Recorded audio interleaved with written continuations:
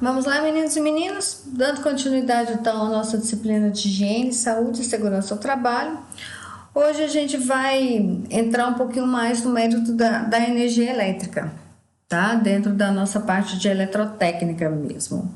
Então a gente vai trabalhar um pouquinho a parte de proteção elétrica.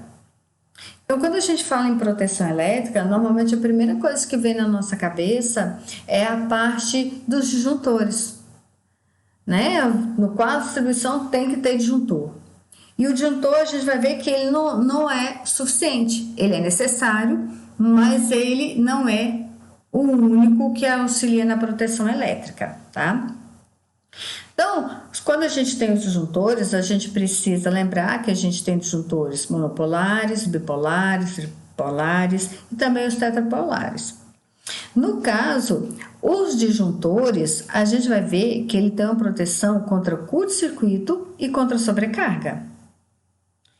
E a gente precisa ficar atento com relação com o bom dimensionamento dos disjuntores e utilizar os disjuntores de forma adequada, tá? A gente vai ver isso aos pouquinhos. Então, os disjuntores são facilmente encontrados por todas as instalações elétricas, sejam elas residenciais, prediais ou industriais, ou pelo menos deveria. A gente sabe que em alguns lugares a gente não vai encontrar nenhum disjuntor, né? A gente tem praticamente a ligação direta, digamos assim, que se precisa fazer uma manutenção, vai ter que desligar, é o relógio mesmo, é o medidor, tá? Mas é regra, a NBR 5410, que é referenciada na NR10, ela estabelece que a gente tem que ter os disjuntores, a gente tem que ter os DRs e tem que ter os DPS. Então, o disjuntor é um equipamento eletromecânico que tem a função de proteger as instalações elétricas, ou seja, assim que a corrente elétrica que passa por ele ultrapassa seu valor nominal, ele interrompe o circuito, impedindo o fornecimento de energia ali para as cargas do circuito. E isso vai evitar, assim, com que elas e o próprio circuito se danifiquem. Ok? Simplificando, então, o disjuntor é basicamente um interruptor automático, entre aspas, né? Que ao identificar uma corrente de sobrecarga ou curto-circuito, secciona, ou seja, abre o circuito. Dessa forma, impede que os equipamentos e o próprio circuito sejam danificados. Aqui, por exemplo, um disjuntor, e a gente vai ter que atentar para alguns detalhes, prestar atenção com relação ao disjuntor. Esse aqui tem informação de ligado e desligado, então ele está desligado, ok? A gente tem essa informação aqui também, que é o diagrama de instalação. O diagrama de instalação não é uma obrigatoriedade, não existe em lugar nenhum que fala que obrigatoriamente o disjuntor tem que ser ligado dessa forma, porque a gente está falando de corrente alternada.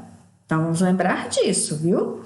Então, aqui, 1, 3 e 5 é a entrada e 2, 4 e 6 é a saída. Porque disjuntor não tem polaridade. Eu não falo polo 1, polaridade 2, 3, não. É entrada e saída. Não tem polaridade. Por isso que a gente pode fazer a ligação do disjuntor com a entrada 1, 3 e 5 ou com a entrada 2, 4 e 6. Mas a boa prática fala para a gente seguir o diagrama de instalação sugerido pelo fabricante, ok? Outra coisa que a gente tem de informação é a capacidade de interrupção em amperes. A gente tem qual que é a corrente nominal em amperes desse disjuntor, que no caso é 10. Tem a curva de disparo magnético, que a gente vai entender um pouquinho melhor daqui a pouco, tá? E tem outras informações também que a gente vai observando à medida que a gente for trabalhando com os disjuntores, mas as principais são essas. Então, o disjuntor atuará todas as vezes que houver pico de corrente, sobrecarga e curto-circuito, mas é importante destacar que para todos os disjuntores funcionarem corretamente, é fundamental haver o correto dimensionamento do circuito dos componentes. Então, o disjuntor não é, ele desarmou, acabou, tem que trocar. Não. Você vai resolver qual foi o problema, verificar o porquê que ele desarmou e depois, resolvido o problema, você vai e arma ele de novo, ele vai funcionar, ok? Só que a gente precisa, para que tudo funcione corretamente, tem que ter feito um dimensionamento certo. E uma das formas é atender essa relação, onde a corrente de projeto, né, que é a potência dividida pela tensão daquele determinado circuito, tem que ser menor ou igual à corrente nominal do disjuntor que você está utilizando ali, que tem que ser menor ou igual à corrente máxima que o circuito suporta, que é aquela corrente que a gente verifica lá na tabela 36 da NBR 5410, tá? Que para uma determinada seção de condutor, qual que é a corrente máxima que pode passar por ele, né? Que ele suporta. Então, a gente precisa atender essa relação, ok? Então, para a proteção, a gente vai ver que, no caso do disjuntor, a gente tem o disjuntor térmico, o disjuntor magnético e a junção dos dois, que é o disjuntor termomagnético. Então, você pode encontrar no mercado o disjuntor que trabalha só térmico, só magnético, e o termomagnético, que normalmente é mais utilizado. E além desses disjuntores, a gente vai ter também os DRs e os DPS. Então, o disjuntor térmico é aquele que funciona pelo princípio da deformação de uma lâmina metálica. Daqui a pouco eu vou mostrar um vídeo que vai ficar bem mais claro isso, tá? Mas a questão vai passar uma corrente ali pelo disjuntor, e se a corrente for acima do que ele foi dimensionado para isso, o que vai acontecer? Vai ter uma plaquinha bimetálica que tem materiais diferentes, né? Uma das plaquinhas vai deformar, porque as duas vão dilatar, e uma deforma mais do que a outra e ele desarma. Basicamente é isso que é o princípio de funcionamento. A gente tem o disjuntor magnético, que funciona baseado no eletromagnetismo, né? Onde uma variação de corrente elétrica que atravessa as espiras de uma bobina, assim gera um campo magnético nessa mesma bobina, que faz com que a chapa metálica do contato seja atraída, fazendo assim com que o contato abra, ocorrendo então a proteção. Isso porque quando você tem corrente passando, você gera ao redor ali dessa bobina, ao redor do condutor, você vai ter a formação de um campo eletromagnético. E se passa uma corrente maior, esse campo gerado vai ser maior. Se esse campo gerado é maior, isso significa que vai fazer com que uma chapinha metálica do contato seja atraída. Quando atrair, ele vai fazer com que o contato abra, ok? E a gente tem o disjuntor termomagnético, que ele é conhecido também como magnetotérmico, e é a junção do disjuntor térmico com o magnético. E esse tipo de dispositivo é muito utilizado nas instalações comerciais e residenciais, tá? Que é o que normalmente a gente tem mais contato. O disjuntor termomagnético tem como principais funções a manobra, que é a abertura e fechamento voluntário, ou seja, a gente vai fazer uma manutenção, a gente vai fazer um aumento da nossa instalação, a gente vai lá e vai fazer a abertura para poder manter a segurança. A proteção contra a sobrecarga, que vai atuar o disjuntor térmico, e na proteção contra o curto-circuito, quem vai atuar é a parte ali magnética, ok? Então, onde que a gente usa? Ele é usado para proteção do sistema elétrico contra curto-circuito e sobreaquecimento gerados por sobrecarga, tá? Como que é esse funcionamento? Então, tem esse vídeo que eu gosto muito, que explica como que é esse princípio. Depois, se vocês quiserem acessar, ele está completo. Mas eu peguei parte dele aqui para vocês verem, tá? Vamos prestar atenção. Tá? Basicamente, ele tem dois tipos de proteções. Pelo próprio nome, já diz, proteção térmica e proteção magnética. Por isso o nome termomagnético. Eu vou estar explicando um pouquinho dos dois. Ele tem essa chapa bimetálica, é responsável pela proteção térmica.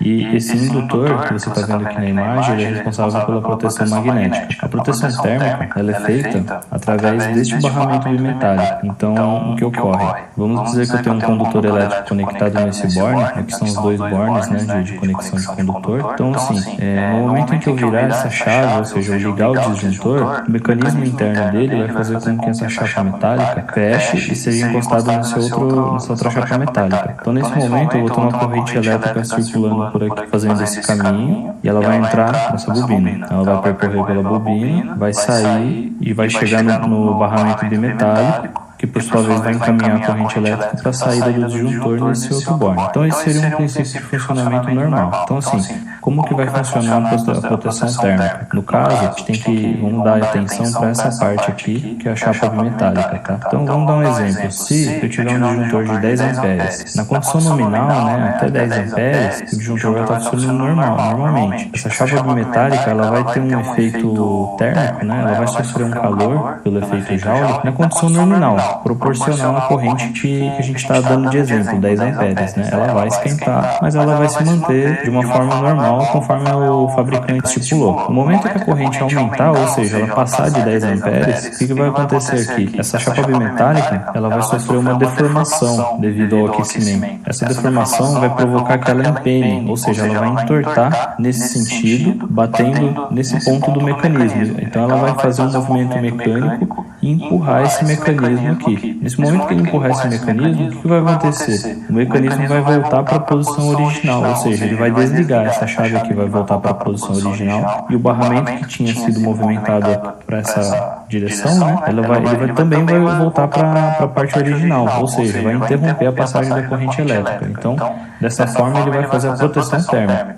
Já a proteção magnética, ela existe para fazer a proteção contra curto-circuito. Então, o que acontece? Numa condição nominal, em que eu tenho um funcionamento normal desse disjuntor, vai existir um campo magnético aqui nesse indutor. Como todo profissional da elétrica sabe, ou pelo menos deveria saber, quando a gente tem uma corrente elétrica passando por um condutor elétrico, existe um campo magnético em volta do cabo. Então, o que acontece? Aqui a gente vai ter um campo magnético proporcional à corrente nominal. Até aí tudo bem. No momento que acontecer um curto-circuito, esse campo magnético vai ser muito mais intenso do que na condição nominal. Por quê? Porque a corrente curto-circuito ela tende a ser muito mais alta que a corrente nominal. Então, nesse momento que ocorreu o curto-circuito e o campo magnético for bem mais intenso, ele vai fazer um movimento, a gente chama o efeito de indução. Esse pistão metálico ele vai ser induzido, ou seja, ele vai ter um movimento mecânico mesmo, ele vai se mover daqui para cá, batendo nesse ponto aqui do mecanismo do disjuntor. Então, o que vai acontecer? O disjuntor vai voltar para a posição original.